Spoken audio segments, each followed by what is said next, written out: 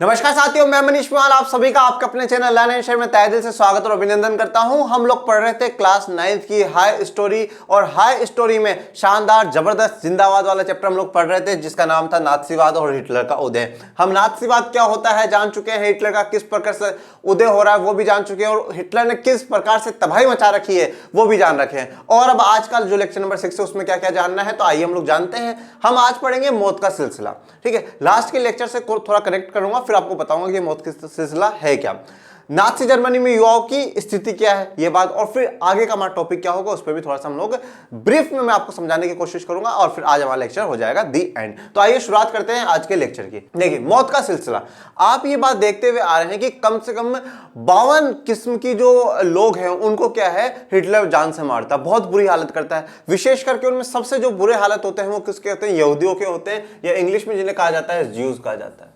अब उन ज्यूज के खिलाफ इनकी एक बहुत कट्टर दुश्मनी होती है और वो दुश्मनी का ये कारण होता है कि वो मानते हैं कि ईसा मसीह की मौत में अगर किसी का हाथ है तो किसका हाथ है, ज्यूज का हाथ है। और इसलिए ये जो हिटलर है ये अपने आप को क्या मानता है, नॉर्डिक आर्यन जर्मन मानता है और ये मानता है कि सबसे सुप्रीम यही प्रजाति है और इसके अलावा कोई भी नहीं है और सबको तो क्या मर जाना चाहिए, सबसे बेहतरीन नहीं है। अब क्या सबसे ज्यादा नफरत किनकी है, ज्यूज से है, यहूदियों से, क्योंकि सबसे टॉप पे जो उसने एक ऑर्डर बना रखा था, समाज का एक ऑर्डर बना रखा था, उस ऑर्डर में सबसे टॉप पर तो कौन था, नॉर्डिक जर्मन आर्य, और सबसे नीचे कौन था, यहूदी। तो यहूदी तो उसके लिए सबसे बेकार थे, तो उसने यहूदियों को क्या है मारना शुरू करा। तो उसका पूरा एक सिस्टम है, उसने कुछ चरण स्थापित किए, कुछ स्टेप के थ्रू वो काम करा। पहले चरण में उसने क्या करा, बहिष्कार करा इन लोगों का कि भाई आज से आप लोग अपना बिजनेस नहीं कर सकते, आपको सरकारी नौकरियों में नहीं लगाया जाएगा। तो उनका क्या करना, पूरा बहिष्कार कर देना, बॉयकॉट कर देना। अब बॉयकॉट का मतलब क्या होता है ये बात तो आप लोग बहुत अच्छे से समझते हैं। हम भी बीच बीच में क्या है ये कहते हैं कि चाइना का सामान बॉयकॉट करिए। बहिष्कार और स्वीकार, देखिए शब्दों में थोड़ा सा आपको सिमिलरिटी देखने को। स्वीकार का मतलब क्या होता है, किसी चीज को एक्सेप्ट कर लेना, किसी चीज को अपना लेना। बहिष्कार का मतलब क्या होता है, उस चीज को ना अपनाए, उसको दूर कर दे। तो यहां पर भी यही बात कही जा रही है, किसका बहिष्कार करें, यहूदियों को क्या करें, बहिष्कार करें। उन्हें ना किसी बिजनेस में एंटर होने दे, ना उन्हें सरकारी ऑफिस में, मतलब पूरा का पूरा डिस्क्रिमिनेशन के साथ किया जाता है। फिर दूसरा चरण जो आएगा उसमें क्या है, गेटो बनाए जाएंगे, इनकी बिल्कुल एक अलग बस्तियां बना दी जाएगी, और तीसरे में क्या है, उनको मौत के घाट उतार दिया जाएगा। तो एक एक चरण को आइए विस्तार से और विस्तृत में जानते हैं। पहला चरण जो है वो है बहिष्कार का। कब से कब तक चलता है, 1933 टू 1939। ओके, 1933 से लेकर 1939 तक चलता है। और अब आप मुझे आज कमेंट बॉक्स में बताइएगा कि हिटलर ने जो चांसलर है उसकी शपथ कब ली और वो चांसलर कब बना, मतलब एक ही बात है, उसने शपथ कब ली या वो कब बना। तो वो मुझे आप कमेंट बॉक्स में जरूर बताइएगा कि उसने शपथ कब ली, कौन से ईयर में ली और कौन सी डेट को ली, और उसको शपथ दिलाने वाले राष्ट्रपति का क्या नाम था। हमारे बीच तुम्हारे नागरिकों की तरह रहने का कोई हक नहीं है। ये जो पहला चरण था, पहला स्टेप था, इस पहले स्टेप के तहत यही बात तय करी गई कि हमारे बीच तुम नागरिकों की तरह रहने का अधिकार नहीं। किसको, जो ज्यूज है उन्हें, इन सभी जो नॉर्डिक आर्यन जर्मन है इन लोगों के बीच में नागरिकों की तरह, सिटीजन्स की तरह रहने का बिल्कुल भी क्या है, कोई भी अधिकार नहीं है। ये बात कौन कहते हैं, जो नाथसी लोग हैं, जो हिटलर की विचारधारा को फॉलो करते हैं, उन नाथसीवादियों ने ये बात बोली कि यहूदियों तुम लोगों को तो हमारे बीच में रहने का अधिकार नहीं, तुम लोग नागरिक ही नहीं हो। ओके, अब फिर क्या करा गया, एक कानून एक अधिकार के रूप में लेकर के आ गया, न्यूरमबर्ग नागरिकता अधिकार। ठीक है, नागरिकता का मतलब क्या होता है, सिटीजनशिप। हर देश के अपने सिटीजनशिप के कुछ कानून होते हैं, कुछ नियम होते हैं। भाई हमारे देश में जैसे है, भाई हम सब भारत के नागरिक हैं। अब भारत की नागरिकता लेने के लिए, जैसे हमने तो जन्म यहाँ पे हुआ तो हम तो यहाँ के बचपन से यहीं के नागरिक है। ठीक है, पर जैसे मान लो कोई बाहर से आ रहा है, उसको इंडिया की क्या है सिटीजनशिप लेनी हो, तो एक पूरा प्रोसीजर होता है कि भाई इस प्रकार से आप यहाँ की भारत की नागरिकता ले सकते हैं। तो अब क्या हुआ, यहाँ पे न्यूरमबर्ग नागरिकता अधिकार सितंबर 1935, ये भी आपसे पूछा जा सकता है कि न्यूरमबर्ग नागरिकता अधिकार कब है, तो सितंबर 1935। अब इसमें क्या क्या प्रावधान करे गए वो इंपॉर्टेंट है।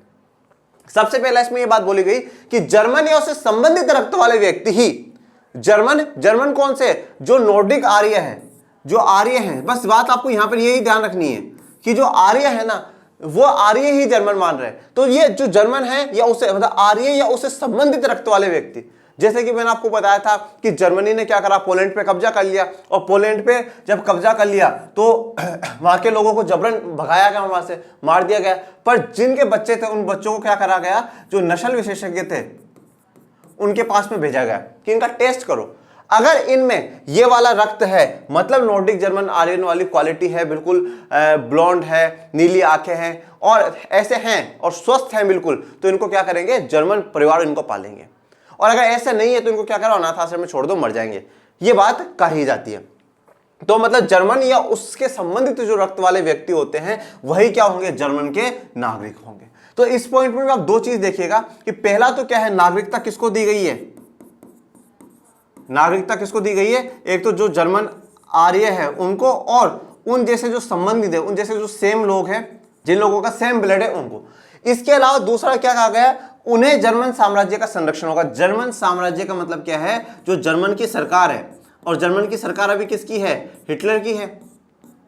जर्मन की सरकार अभी किसकी है, हिटलर की है। तो जर्मन साम्राज्य का संरक्षण, संरक्षण का मतलब है प्रोटेक्शन, मतलब जो सरकार है वो भी किसको प्रोटेक्ट करेगी, सिर्फ इन्हीं लोगों को प्रोटेक्ट करेगी, इन्हीं के लिए काम करेगी, इन्हीं के लिए पॉलिसी बनाएगी। मतलब ओवरऑल कहीं ना कहीं ये कहना चाहता है कि जो सरकार है वो सिर्फ और सिर्फ इनके लिए जवाबदेह है, वो इनके लिए काम करेगी, बाकी किसी के लिए काम करने के लिए सरकार नहीं आई है। मतलब यहाँ पे एक ऐसा मुद्दा है कि पर्टिकुलर किसी एक कम्युनिटी के लिए सरकार क्या है, डेडिकेट होकर के काम कर रही है और बाकियों का क्या कर रही है, अवेलना कर रही है या उन पर अत्याचार या शोषण कर रही है। और यहां पे देखिए सबसे पहले जब यह बात बोल दी गई कि जर्मन या उससे रक्त संबंधित लोग ही क्या होंगे, जर्मन के नागरिक होंगे।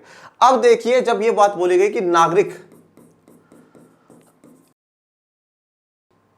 अब बेसिकली क्या होता है कि जो नागरिक होते हैं, जो सिटीजन्स होते हैं, सरकार उन्हीं के लिए काम करती है। ऑफकोर्स ये बात है, सरकार किसके लिए काम करेगी, नागरिकों के लिए काम करेगी।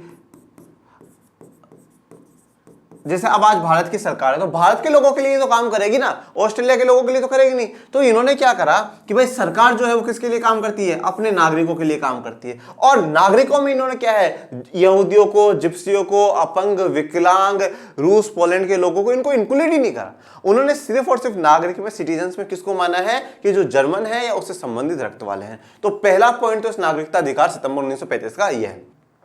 दूसरे पे क्या बोला गया, यहूदियों और जर्मनों के बीच विवाह पर पाबंदी। अब यह बात बोल दी गई कि भाई यहूदियों और जर्मनों के बीच में क्या है, विवाह नहीं हो सकता। यहूदी क्या है, लोअर ग्रुप के लोग हैं और जो जर्मन आर्य हैं वो अपर ग्रुप के लोग हैं। देखिए इन चीजों को आपको समझने में ज्यादा परेशानी नहीं होनी चाहिए।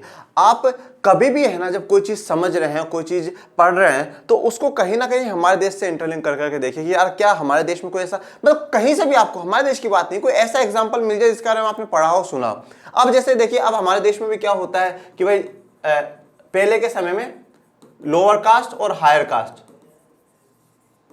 इनमें क्या था, शादी अनिवार्य नहीं थी। भाई दोनों एक ग्रुप में नहीं कर सकते। आज भी काफी लोग नहीं करते, आज तो फिर भी मॉडर्न सोसाइटी हो चुकी है, काफी लोग कर लेते हैं, ठीक है। पर पहले बिल्कुल भी अलाउड नहीं था कि भाई बिल्कुल भी नहीं कर सकते, बोलो क्योंकि ये सुपीरियर है और ये इन्फीरियर है। ओके, ऐसा दर्शाया गया है। तो यहाँ पर भी वही बात हुई है, यहूदियों को क्या है, इन्फीरियर, कमजोर दिखाया गया है, लोअर तबके का, निचले तबके का इंसान दिखाया गया है, और जर्मन आर्यों को ऊपर का। और उनके विवाह पर क्या कर दी गई है, पाबंदी कर दी गई। विवाह अपराध घोषित कर दिया गया। विवाह मतलब किसका, इन दोनों का विवाह। विवाह तो करना ही है यार, शादी आदि तो करनी है, ठीक है, विवाह तो करना है, पर इन दोनों के बीच में नहीं हो सकता। यहूदियों और जर्मनों के साथ अगर रिश्ते बनाने की कोशिश करी, दोनों ने एक साथ विवाह करने की कोशिश करी, तो उनको क्या है, अपराध घोषित कर दिया जाएगा, कि ऐसा माना जाएगा कि तुम अपराधी हो, तुम देश के खिलाफ जाकर के काम करो, तुम यहूदियों से शादी कर रहे हो, जो कि बहुत गलत बात है। ओके, तो अगर यहूदी और जर्मन शादी करते हैं तो वो एक अपराध घोषित कर दिया गया। यहूदियों द्वारा राष्ट्रीय ध्वज फहराने पर पाबंदी लगा दी गई। तो अब क्या है, जब यहां पर एक ये बात बोली गई कि यहूदी हमारे नागरिक ही नहीं है, हम मान ही नहीं रहे नागरिक है वो, यहूदी हमारे नागरिक ही नहीं है, तो अब उनको फिर हमारे देश का राष्ट्रीय ध्वज फहराने का अधिकार कैसे है। तो यहूदियों को क्या है, पूर्ण रूप से यहूदियों के साथ इन्होंने क्या करा है, उनका पहला तो नागरिकता छीन ली गई, ठीक है। सबसे पहले तो उनसे क्या है, नागरिकता छीन ली गई। नागरिकता छीनने के बाद सरकार ने उनको प्रोटेक्ट करना, सरकार ने उन्हें संरक्षण देना बंद कर दिया। उसके बाद यहाँ पर पूरा ये क्या है, एक भेदभाव वाली दृष्टि दिखाता है कि आप एक पर्टिकुलर इस समुदाय के साथ क्या है, शादी नहीं कर सकते। आप जर्मन हो, आप यहूदी के साथ शादी नहीं करोगे, यहूदी हो आप जर्मन के साथ, आप अपने बराबरी वाले तबके में शादी करो। और अगर आप ऐसा करते हो तो ये क्या है, एक अपराध घोषित कर दिया गया है। और उसके बाद आपको हमारे देश पे भी कोई अधिकार नहीं, तो आप राष्ट्रीय ध्वज भी फहरा नहीं सकते। मतलब यहाँ पर यहूदियों का वही हाल किया जा रहा है, बहुत बुरी दशा इनकी करी जा रही है। वैसा हाल इनका हो रहा है जैसा कि हम लोग क्या करते हैं, दूध में से मक्खी को बाहर निकाल करके फेंक देते हैं। मतलब पूरे सिस्टम में से कहीं ना कहीं क्या है, यहूदियों को बाहर निकाल करके फेंकने की कोशिश में है हिटलर भैया। ये एक तस्वीर है, ये आपकी एनसीईआरटी की तस्वीर है। ओके, इस तस्वीर में एक बेंच लगी हुई है, पार्क में रखी हुई बेंच है, जो हम जिस गार्डन में बगीचों में घूमने नहीं जाते तो वहां पे बेंचेस रखी होती है कि आप थोड़ा घूम लिए फिर बैठ जाइए, थक गए हो तो ऐसी बेंच सिर्फ केवल और केवल आर्यों के लिए है। ठीक है, इस पे क्या है, जो यहूदी लोग हैं या जो निचले तबके के लोग हैं वो कोई भी नहीं बैठ सकता, सिर्फ और सिर्फ कौन बैठेगा, जर्मन नॉर्डिक आर्य जो लोग हैं वही बैठ सकते हैं। तो आप देखिए किस स्तर का भेदभाव किया जा रहा है, किस लेवल का भेदभाव किया जा रहा है। बात ये नहीं समझ में आती कि मानव सब एक समान है, किस बात का भेद। और हम किसी ने भी, मैं सिर्फ जर्मनी की या किसी अफ्रीका की, भारत की एक विशेष जगह की नहीं बोलता, मैं जहां जहां पर भी भेदभाव हुआ है ना, ये सच में गलत है। हम सब एक समान है यार, और हमारे हाथ में थोड़ी है कि किसी विशेष पर्टिकुलर समुदाय में जन्म ले लेना, विशेष पर्टिकुलर एक रंग घोषित करना, एक जेंडर, भाई मुझे लड़का ही पैदा होना है या लड़की पैदा होना है, ये हमारे हाथ में थोड़ी होता डिसाइड करना कि भाई मैं यही डिसाइड करूंगा। और जब भगवान ने सबको भेजा है, जब उस एक अल्टीमेट जो गॉड है उसने जब सबको भेजा है, तो फिर कैसा भेद, फिर कैसी ये डिस्क्रिमिनेशन की भाई तुम ऐसे हो, तुम ऐसे हो, तुम निचले हो, हम ऊपरे हैं, ये कहां से ये भेद, ये कहां से डिस्क्रिमिनेशन। और आप देखिए, जैसे मैंने आपको कहा था कि अल्बर्ट आइंस्टीन यहूदी वर्ग से थे, ओके, या यहूदी वर्ग से अल्बर्ट आइंस्टीन थे, कार्ल मार्क्स यहूदी वर्ग से थे, इंडिया में देखे डॉक्टर अंबेडकर लोअर कास्ट से आते हैं। तो मतलब ये तो क्यों ऐसा, मतलब कभी भी जहां पे भी जो ज्ञान या हम कहते हैं ना हुनर जो है वो जाति संप्रदाय की सीमाओं में बाधित नहीं होता। ठीक है, और पर हमने क्या कर दिया, हमने बांध दिया। और हमारे देश में तो यहां तक कि हमने लीडर्स को, हमारे महापुरुषों को भी क्या है, एक जाति और एक धर्म के दृष्टिकोण में बांध करके रख दिया। और अरे ये कौन है, ये तो उस जाति के नेता थे। क्यों भाई, ऐसा क्यों? तो हम तो बहुत प्रो लेवल पे चल रहे हैं। तो ये चेक कहीं पर भी विश्व के किसी भी कोने में क्या हो, कहीं पर भी किसी के भी साथ भेदभाव हो, वो भेदभाव बंद होना चाहिए, खत्म होना चाहिए। और हमें इतिहास से सीख लेनी चाहिए, हमें इतिहास से सीखना चाहिए। जैसे कि अब यहाँ पे देखिए कितना नुकसान हुआ है, कितना जर्मनी ने द्वितीय विश्व युद्ध लड़ लिया बेफालतू में, क्यों, हजारों लाखों लोगों को मार दिया। तो ये सब बातें क्या है, गलत है, बंद होना चाहिए। भेदभाव कहीं पर भी हो, सबके साथ बंद होना चाहिए। अब इसके अलावा कोई कानूनी उपाय, जो अन्य कानूनी उपाय थे वो देखते हैं। यहूदी व्यवसायों का बहिष्कार। यहूदी व्यवसाय मतलब यहूदियों के जो भी बिजनेस है या यहूदी जो भी काम धंधा कर रहे हैं उन सबका क्या करो, बहिष्कार करो। उनसे ना कोई सामान खरीदना है, ना उनको कोई बेचना है। ऐसा सरकारी सेवाओं से निकाला जाने लगा, उनको कोई भी सरकारी सेवा में आज तक सरकार ने रखा हो उनको सबको बाहर कर दिया गया। यहूदी की संपत्ति की जब्त और बिक्री। अब यहूदियों की क्या है, जितनी भी संपत्ति थी जर्मनी में उस सबको क्या कर लिया गया, पहले तो क्या कर लिया गया, जब्त कर लिया गया, कि सरकार ने जब्त कर लिया। और जब्त करने के बाद क्या है, बिक्री करवा दी। जर्मन आर्यंस को बोला खरीदते जाओ और रहते जाओ, खरीदते जाओ रहते जाओ, कोई दिक्कत वाली बात नहीं। पर रहेगा कौन जर्मनी में, सिर्फ और सिर्फ जर्मन आर्यंस रहेंगे। यहाँ पे मैंने एक तस्वीर दिखाई है, जो यहूदी वर्ग से एक इंसान है, वो घुटनों के बल पे बैठा हुआ है और वो कह रहा है बस अब मेरे पास बेचने के लिए कुछ भी नहीं है, जो कुछ था मैं सब कुछ बाहर ला करके रख चुका हूँ, अपना टेबल फर्नीचर घर पैसा टक्का जो कुछ था वो उसमें ला चुका हूँ, प्लीज अब मेरे पास कुछ भी नहीं, मुझे छोड़ दो। ऐसा यहाँ पे इस तस्वीर में दर्शाया गया। अब एक बहुत इंपॉर्टेंट घटना है, नाइट ऑफ ब्रोकन ग्लास। ये नाइट ऑफ ब्रोकन ग्लास क्या घटना है, इसको पढ़ते हैं। इसके अलावा नवंबर 1938, ठीक है, तो 1935 में नागरिकता अधिकार आता है। ठीक है, 1938 के नवंबर में क्या है, एक जनसंहार में यहूदी की संपत्तियों को तहस नहस किया गया, लूटा गया, उनके घरों पर हमले हुए, यहूदी प्रार्थना घर जला दिए गए और उन्हें गिरफ्तार किया गया। तो देखिए ये जो पूरी घटना हुई है ना, इसको क्या है, नाइट ऑफ ब्रोकन ग्लास कहा जाता है। कब हुई है, नवंबर 1938 में हुई है। एक जनसंहार, जनसंहार मतलब जनता, भारी जनसंख्या में क्या है, लोगों को एक साथ मारना। तो यहूदियों की संपत्ति को क्या करा गया, तहस नहस कर दिया गया, उनको तोड़ दिया गया, फोड़ दिया गया, खत्म कर दिया गया, उनको लूटा गया, जितना भी धन दौलत सब कुछ था लूट लिया गया, उनके घरों पर हमले हुए, उनके जो प्रार्थना करते, यहूदी जो धर्म है उसके जो प्रार्थना करते, उन प्रार्थना घरों को भी क्या कर दिया गया, तोड़ दिया गया और जला दिया गया, और उन सबको क्या कर लिया गया, गिरफ्तार कर लिया गया। ये मैंने एक यहूदियों को प्रार्थना घर दिखाया है। इसी घटना को नाइट ऑफ ब्रोकन ग्लास के नाम से याद किया जाता है। तो अगर आपसे पूछ लिया जाए कि नाइट ऑफ ब्रोकन ग्लास क्या है, तो आप इसको, ये जो पूरा है ये आप लिख दीजिएगा कि नाइट ऑफ ब्रोकन ग्लास में क्या है, नवंबर 1938 में एक भारी जनसंख्या पे जनसंहार होता है, यहूदियों के प्रार्थना घर तोड़ दी जाते हैं, उन्हें गिरफ्तार कर लिया जाता है, उनके घर संपत्ति तोड़ दी जाती है, जला दिया जाता है, ये सब कुछ। दूसरा चरण दड़बाबंदी या गेटोजाइजेशन 1940 से 44 तक। ठीक है, तो अब पहले चरण में क्या करा गया, बहिष्कार कर दिया गया, उनको बिल्कुल ही सिस्टम से क्या है, बाहर कर दिया गया। अब दूसरा जो करा गया है वो क्या करा गया है, दड़बाबंदी। और दड़बाबंदी को हम लोगों ने क्या, दड़बा क्या बताया था, जो घेटो होते हैं, और घेटो क्या है, एक तरीके से अलग सी जो बस्तियां हैं, वो अलग सी बस्तियों को घेटो कहा जाता है।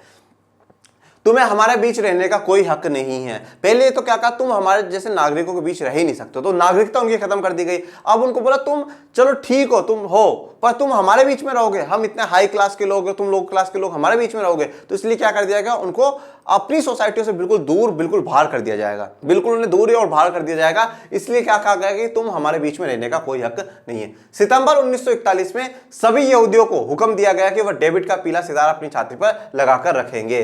ठीक है, देखिए डेविड का पीला सितारा, ये डेविड का सितारा है। ठीक है, इसको क्या कहा गया कि भाई आप सब अपनी छाती पर लगा करके रखेंगे। इससे क्या है कि इनकी पहचान हो जाएगी कि हाँ भाई ये कौन है, यहूदी धर्म के लोग हैं। उनके पासपोर्ट, तमाम कानूनी दस्तावेज और घरों के बाहर भी ये पहचान चिन्ह छाप दिया गया। और जहां जहां यहूदियों के घर थे, उनके पासपोर्ट, उनके डॉक्यूमेंट, सब पे ये चिन्ह छाप दिया गया, जिससे कि हमें क्या है, पता लग जाए कि ये कौन है, ये यहूदी है। जर्मनी में उन्हें यहूदी मकानों में और पूर्वी क्षेत्र के लोत्स और वार्सा जैसी घेटो बस्तियों में कष्टपूर्ण और दरिद्रता की स्थिति में रखा जाता था। अब जर्मनी में उन्हें यहूदी मकानों में और पूर्वी क्षेत्र के, देखो अब क्या बोला, यहूदियों के जो मकान थे उसमें, और पूर्वी क्षेत्र, जर्मनी का जो पूर्वी क्षेत्र है इधर वाला, ठीक है, क्योंकि आप ये बात देखेंगे इधर पोलैंड वाला हिस्सा भी आ जाएगा, तो उनको पोलैंड शिफ्ट कर देंगे।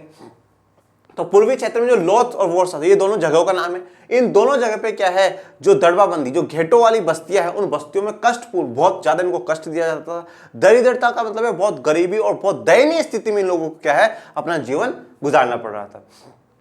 ये बेहद पिछड़े और निर्धन इलाके थे, ये बहुत पिछड़े हुए थे और निर्धन, बहुत गरीब इलाके थे। मतलब वहां पे विकास तो बिल्कुल भी नहीं था, और विकास तो हिटलर इनका चाहता भी नहीं था, और जिन एरियाओं में इनको भेज रहा है उनका भी बिल्कुल विकास चाहता ही नहीं हिटलर। घेटों में दाखिल होने से पहले यहूदियों को अपनी सारी संपत्ति छोड़ देने के लिए मजबूर किया गया। तो अब क्या है, घेटों में भेजने से पहले कि भाई तुम लोगों को हम वहां भेज रहे हैं, तो अपनी सारी संपत्ति, धन दौलत, जायदाद सब कुछ छोड़ करके चले जाना, मजबूर नहीं छोड़ोगे तो हम तुम्हें यही मार देंगे। तो फिर ये सोचते चलो यार कोई बात नहीं, छोड़ देते हैं, वहां जाकर के बच जाएंगे। तो बहुत बुरी स्थिति इन्होंने करी है।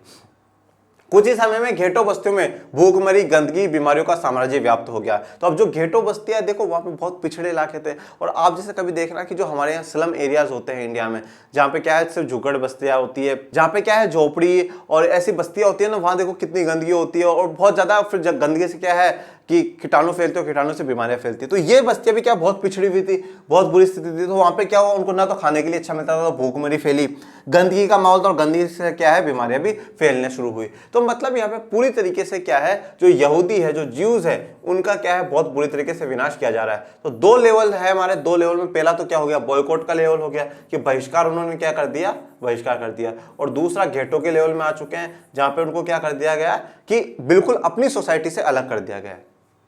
अब तीसरे चरण पे आते हैं सर्वनाश। उनका पूर्ण रूप से क्या कर देंगे, डिस्ट्रक्शन कर देंगे, उनको खत्म कर देंगे 1941 के बाद। तो पहला जो लेवल था हमारा वो 1933 से 1939 तक का था, फिर ये 1940 के बाद वाला था, और ये 1941 के बाद, मतलब 1940 के से 41 के बीच का टाइम वो दड़बाबंदी वाला था। तुम्हें जीने का अधिकार नहीं। सबसे क्या पहले क्या बोला, तुम हमारे जैसे नागरिकों के बीच में नहीं है, नागरिकता का अधिकार नहीं है। फिर क्या बोला गया, तुम हमारे बीच में रह नहीं सकते हो। अब बोला गया, अलग भी कर दिया गया, उसके बोला तुम जमीन ही तो रोक रहे हो, तो तुम्हें तो जीने का अधिकार नहीं, तुम जैसे लोगों को तो क्या है, मर जाना चाहिए। अब आप एक चीज सोच रहे हैं, मैंने स्टार्टिंग में फर्स्ट लेक्चर में आपको हेलमुट की कहानी बताई थी। अब हेलमुट क्या है, हेलमुट की कहानी में यही बात थी कि हेलमुट के माता पिता दोनों बाहर बैठ करके बात कर रहे थे, और हेलमुट अपने कमरे में रेस्ट कर रहा था। तो हेलमुट सुनता है बातें, उसके पापा कह रहे थे हम दोनों ही मर जाएं या पूरे परिवार के साथ हम सुसाइड कर लें। तो ऐसा क्यों, क्योंकि जो हेलमुट के पिताजी थे वो कट्टर क्या थे, नाजी समर्थक थे, कट्टर नाजी के समर्थक थे, मतलब हिटलर के कट्टर समर्थक थे। तो उन्होंने क्या करा कि ऐसे हजारों लाखों जो बेगुनाह लोग थे, यहूदी उनको बहुत बुरी तरीके से मारा, क्योंकि नाजी को सपोर्ट कर रहे हैं, हिटलर को सपोर्ट कर रहे हैं। पर अब क्या हुआ, हिटलर तो खुद गोली खा लिया, हिटलर तो खुद मर गया, और दूसरी तरफ मित्र राष्ट्र विश्व युद्ध जीत गया। तो अब उनके मन में ये डर आया, यार ये मित्र राष्ट्र वाले हमें वैसे पकड़ पकड़ के मारेंगे जैसे हमने यहूदियों को मारा है।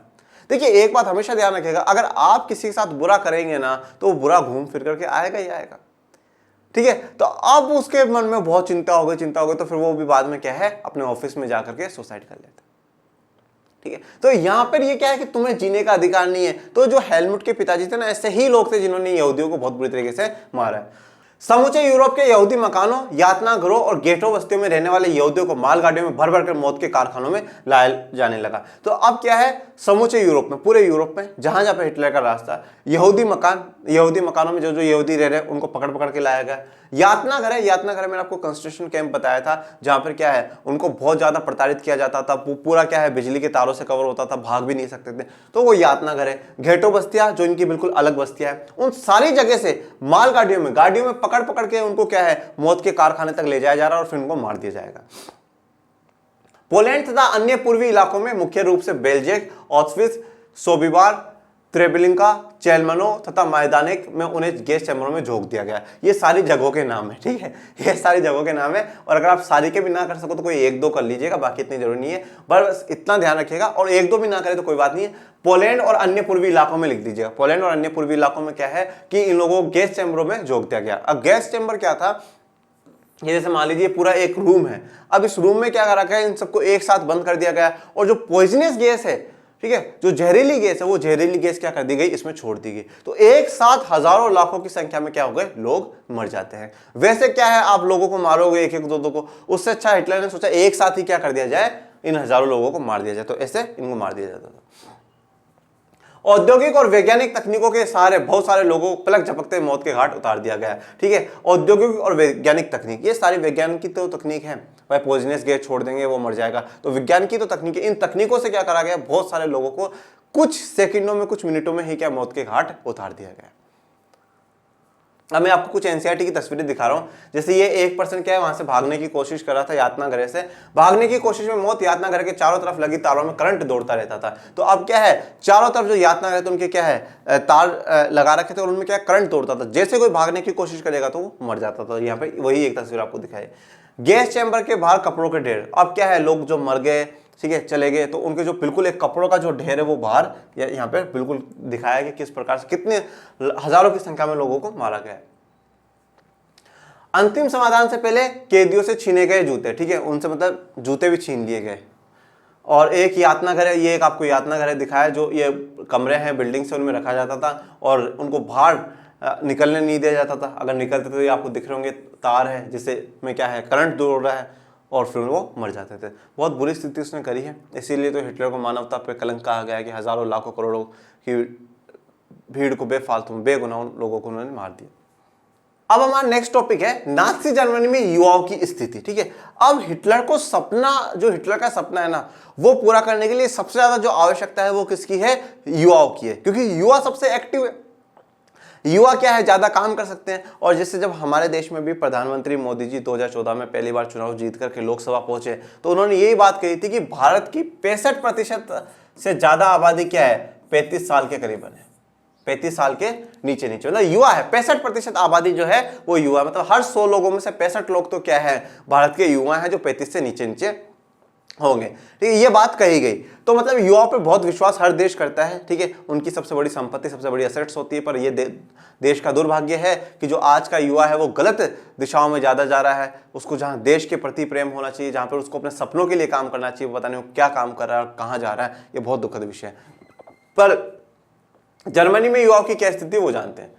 अब जर्मनी में क्या है, युवाओं के लिए जो काम करा गया है वो 3 स्टेप में करा गया है। सबसे पहले है शुद्धिकरण का, ठीक है, प्योरिफिकेशन उनका करा जाएगा।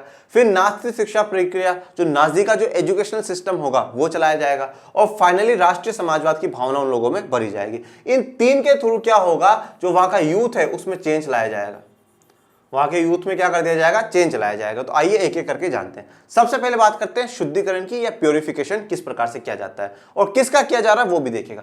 तमाम स्कूलों में सफाई और शुद्धिकरण की मुहिम चलाएगी, ठीक है, सफाई और शुद्धिकरण की मुहिम चलाएगी। इसमें है क्या वो देखें।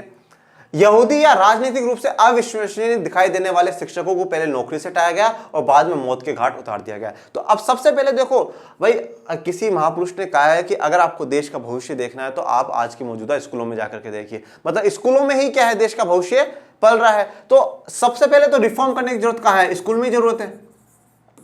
अब ये तो सिर्फ ये चाहता है जिनको वांछित, जिनको चाहता है कि इसको, ये नॉर्डिक जर्मन आर्यों को, बाकी सब तो उसके लिए अवांछित है। तो उसने क्या करा, राजनीतिक रूप से अविश्वसनीय, राजनीतिक रूप से अविश्वसनीय का मतलब क्या है, जितने भी लोग अवांछित थे हिटलर की नजर में उन सबको क्या करा गया, दिखाई देने वाले शिक्षकों को सबसे पहले हटा दिया गया, तुम सब आज से नौकरी से हट जाओ। क्यों? क्योंकि तुम लोग क्या हो, कोई यहूदी हो, कोई जिप्सी हो, कोई विकलांग हो, कोई अश्वेत हो, तुम सारे के सारे लोग हट जाओ। और उसके बाद क्या कर दिया गया, उनको मौत के घाट उतार दिया गया। जर्मन और यहूदी बच्चे एक साथ ना तो बैठ सकते थे और ना खेल कूद सकते थे। तो जर्मन और यहूदी बच्चे ना तो एक साथ बैठेंगे और ना एक साथ खेल सकते हैं, ना कुछ एक साथ काम कर सकते हैं, खा पी भी नहीं सकते, और बड़े होने पे एक साथ शादी भी नहीं कर सकते। ये बात तो हम लोग देख ही चुके हैं। बाद में अवांछित बच्चों को यानी यहूदियों, जिप्सियों के बच्चों और विकलांग बच्चों को स्कूलों से निकाल दिया गया। सबसे पहले किसको निकाला? टीचर्स को निकाला। टीचर्स के बाद किसको है? फिर स्टूडेंट्स को निकाला। अब ये शुद्धिकरण या प्यूरिफिकेशन क्यों कहा जा रहा है? ये हिटलर की नजर में शुद्धिकरण था। भाई अभी तक क्या है, इतनी गंदगी जमा कर रखी थी इन लोगों ने, किसी को भी बिठा लिया।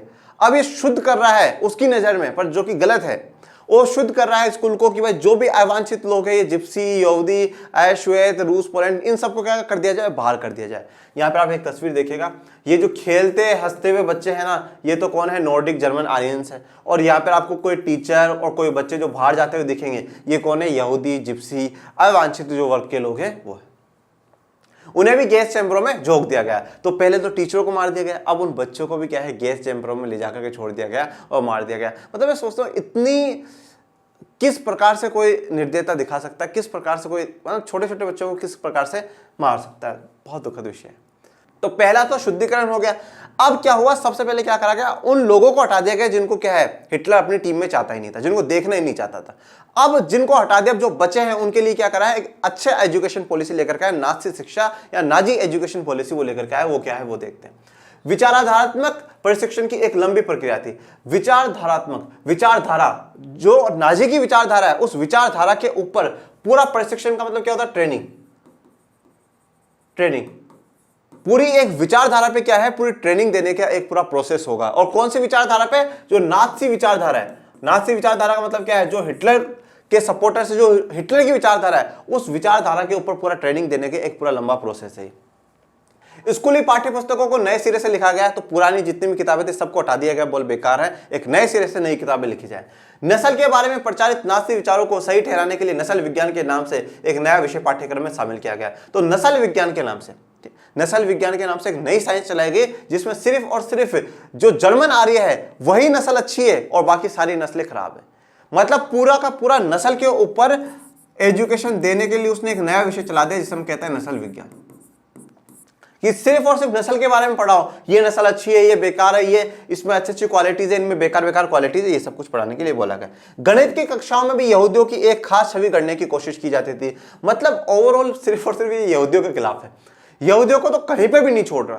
गणित की कक्षाओं में भी टीचर्स को बोला गया है यहूदियों के खिलाफ तो बच्चों के मन में इतना जहर भर दो जिससे कि कोई हद नहीं। बस जहर भर दो, यहूदियों को देखते ये लोग मार दे, ऐसा जहर बढ़ना चाहिए, ये स्थिति है। तो यहाँ पे मैंने दिखाया है कि भाई टीचर खड़ा है और वो बच्चों को पढ़ा रहा है, और कैसी एजुकेशन देगा? सिर्फ और सिर्फ नाजी की जो शिक्षा है वही दी जाएगी। बच्चों को सिखाया गया कि वे वफादार व आज्ञाकारी बने। वफादार और आज्ञाकारी किसके? देश के वफादार और आज्ञाकारी बने। और देश किसका है? हिटलर का है। तो हिटलर के वफादार और आज्ञाकारी बने, नाजी विचारधारा के वफादार और आज्ञाकारी बने। यहूदियों से नफरत करे और हिटलर की पूजा करे। तो हिटलर को तो क्या करना चाहिए? पहले मार देना चाहिए, और मारने के बाद मंदिर में बिठा करके उसकी पूजा करनी चाहिए। कोई दिक्कत वाली बात नहीं है, ठीक है। और यहूदियों से नफरत करना सिखाया जा रहा है। खेल कूद के जरिए भी बच्चों में हिंसा और आक्रामकता की भावना पैदा की जाती थी। तो खेल कूद के जरिए भी बच्चों को क्या? हिंसा सिखाई जाती थी, वायलेंस सिखाया जाता था, आक्रामकता की। तुम क्या है, हमेशा एग्रेसिव रहा करो, गुस्से वाले तुम लोग बन करके रहा करो। हिंसा और आक्रामकता इनको सिखाई गई। हिटलर का मानना था कि मुक्केबाजी का प्रशिक्षण बच्चों को फौलादी दिल व ताकतवर और मर्दाना बना सकता है। तो हिटलर का ये मानना था कि भाई मुक्केबाजी का जो काम है ना, बॉक्सिंग वाला क्या है, अगर हम ट्रेनिंग बच्चों को देंगे तो ये फौलादी बनाएगा, मर्दानी ताकत जो है ये क्या है इनमें बच्चों में बढ़ाएगा। और ये बात आप देख सकते हैं जब अपन ने फर्स्ट वर्ल्ड वॉर हुआ, वर्ल्ड वॉर 1 प्रथम विश्व युद्ध हुआ, तो उसके बाद वहां के लोगों ने भी ये माना कि लोगों में क्या है, पुरुषों में क्या आक्रामकता होनी चाहिए, ताकतवर होने चाहिए, और इसीलिए सिपाहियों को ज्यादा इज्जत देना शुरू कर दिया था, ठीक है। तो वही प्रोसेस कहीं ना कहीं हिटलर कर रहा है। फिर तीसरा काम था राष्ट्रीय समाजवाद की भावना। तो अब क्या हुआ? सबसे पहले स्कूलों का शुद्धिकरण हो गया, जहां पर देश का भविष्य पल रहा है। तो सबसे पहले शुद्धिकरण हो गया, और उसके बाद क्या करा गया? एक शिक्षा के थ्रू उनमें बिल्कुल वही पढ़ाया जा रहा है जो हिटलर चाह रहा है। अब एक राष्ट्रीय समाजवाद की भावना कि राष्ट्र में हम जो सब हैं वो एक हैं, हम सब में कौन है? सिर्फ और सिर्फ नॉर्डिक जर्मन आर्य। युवा संगठन अब उसने बनाए, कौन कौन से बनाए? 10 साल की उम्र के बच्चों को युंग फोक में दाखिल करा दिया गया। तो युंग फोक क्या है? बच्चों का संगठन है। तो 10 साल की उम्र में क्या है, युंगफोक में शामिल हो जाओ। 14 साल की उम्र में सभी लड़कों को नाजियों के युवा संगठन हिटलर यूथ की सदस्यता लेनी पड़ती थी। मतलब 10 साल में तो यहाँ, फिर 4 साल तक इसमें काम करो और 14 साल में आप क्या है, हिटलर यूथ की सदस्यता ले लो। ये संगठन है। अब इन संगठनों में सिखाया क्या जाता था वो सुनिएगा। युद्ध की उपासना, कि युद्ध करना है हमें। आक्रामकता, एग्रेसिव, हमेशा गुस्से में रहो तुम लोग। हिंसा करने वाले बनो, या हिंसा विंसा ऐसे विचार नहीं, हिंसा मार दो, अगर यहूदी दिखे मार दो, जिप्सी दिखे मार दो, जो तुम्हारे खिलाफ हो, जो तुम्हारे जिससे तुम नफरत करते हो उनको मार दो, जो देश अपने जर्मनी के खिलाफ बोले उसको मार दो। लोकतंत्र की निंदा, लोकतंत्र की बुराई, ये लोकतंत्र कुछ नहीं है। हिटलर जो कर रहा है वो सही है, ये जो तानाशाही हिटलर की है वो सही है, इसके अलावा कुछ भी सही नहीं है। यहूदियों, कम्युनिस्टों, जिप्सियों व अन्य अवांछितों से घृणा का सबक सिखा देते। मतलब पूरा का पूरा आप ये कह सकते हैं एक बेड प्रोडक्ट तैयार करा जा रहा था। बेड प्रोडक्ट यहाँ पे तैयार करा जा रहा था जो क्या हो। और देखिए एक बात आपको मैं हमेशा कहूं, वो कहते हैं ना, जैसा बोओगे ना वैसा ही पाओगे, जैसा बोओगे वैसा ही पाओगे। आप अगर ऐसा तैयार करो तो अब एक बात बताओ, इनमें से कभी कोई ऐसा तैयार हो जाता जो कल को हिटलर का भी गुरु निकल जाता, मतलब बहुत सिखा लिया हिटलर, चलो चलो अब आपकी उम्र हो गई है, अब आप में कहाँ जोश वोश है, घर बैठो, विश्व युद्ध भी हार गया। अगर वो खुद हिटलर आत्महत्या नहीं करता तो वो लोग मार देते, बोले चलो अंकल हो गया काम, आपने बहुत अच्छे में ट्रेनिंग दी, अब हम लोग ही आपको मार देते हैं। गहन विचारधारात्मक और शारीरिक प्रशिक्षण के बाद लगभग 18 साल की उम्र में वे लेबर सर्विस श्रम सेवा में शामिल हो जाते थे। तो 10 से 14 साल तक कहां पर है, युंगफोक में है, 14 से 18 तक हिटलर यूथ में है, और उसके बाद उन्हें लेबर सर्विस में जोड़ दिया जाता था, और उन्हें इसके बाद उन्हें सेना में भी काम करना पड़ता था और किसी नाजी संगठन की सदस्यता लेनी पड़ती थी। मतलब पूरा पैटर्न उसने क्या है, बच्चों का तैयार कर दिया था, भाई तुम इस उम्र में ये करोगे, इस उम्र में ये करोगे, इस उम्र में ये वाले काम करोगे। नाजी यूथ लीग का गठन 1922 में हुआ। नाजी यूथ लीग कब बनाई गई, 1922 में बनाई गई। 4 साल बाद उसे हिटलर यूथ का नया नाम दे दिया गया। तो देखो 1922 में नाजी यूथ लीग बनाई गई है, नाजी यूथ लीग। देखिए इंग्लिश में नाजी कहते हैं और हिंदी में नाजी, तो नाजी यूथ लीग कब बनाई गई, 1922 में बनाई गई। और 1922 के 4 साल मतलब 1926 में से हिटलर यूथ कर दिया गया। और हिटलर यूथ के बारे में अभी हम लोग पढ़ रहे हैं कि 14 साल की उम्र के बच्चों को क्या हिटलर यूथ में जोड़ लिया जाएगा, तो कंफ्यूज मत होइएगा। 1933 तक आते आते इस संगठन में 12.5 लाख से ज्यादा बच्चे जुड़ चुके थे। युवा आंदोलन को नाजीवाद के तहत एकजुट करने के लिए बाकी सभी युवा संगठनों को पहले भंग कर दिया गया और बाद में उन पर प्रतिबंध लगा दिया गया। तो अब हिटलर को डर था कि कल को और कोई दूसरा संगठन ना बन जाए, तो उसने सबसे पहले तो क्या कर दिया, सबको डिसमिस कर दिया, भंग कर दिया, बोला आज से तुम संगठन नहीं। और फिर बैन ही लगा दिया कि आज से कोई संगठन बनाएगा ही नहीं। क्यों, क्योंकि सिर्फ और सिर्फ एक संगठन होना चाहिए, मेरे संगठन होने चाहिए, तो देश में लोग बटे ना, वो सिर्फ एक ही संगठन में काम करते रहे। इसी के साथ हमारा भी आज का जो लेक्चर है वो कंप्लीट होता है। नेक्स्ट लेक्चर में हम लोग जो मातृत्व की नाजी सोच है कि मेरी माँ के लिए, मदर्स के लिए हिटलर क्या सोचता है और हिटलर के जो समर्थक है वो क्या सोचते हैं, उसके बारे में हम क्या है नेक्स्ट लेक्चर में जानेंगे कि क्या सोच है हिटलर की। युवाओं के लिए देख लिया, अब माताओं के लिए भी देखेंगे। और आज के लेक्चर के लिए इतना ही। आपको कोई भी समस्या हो आप कमेंट बॉक्स में जरूर कमेंट करके पूछें, और हाई स्टोरी में मजा आ रहा हो तो ये भी बताएं कि सब कैसी लग रही है, और पढ़ते रहे, आगे बढ़ते रहे। मिलेंगे नेक्स्ट लेक्चर में, तब तक के लिए थैंक यू सो मच। जय हिंद, जय भारत।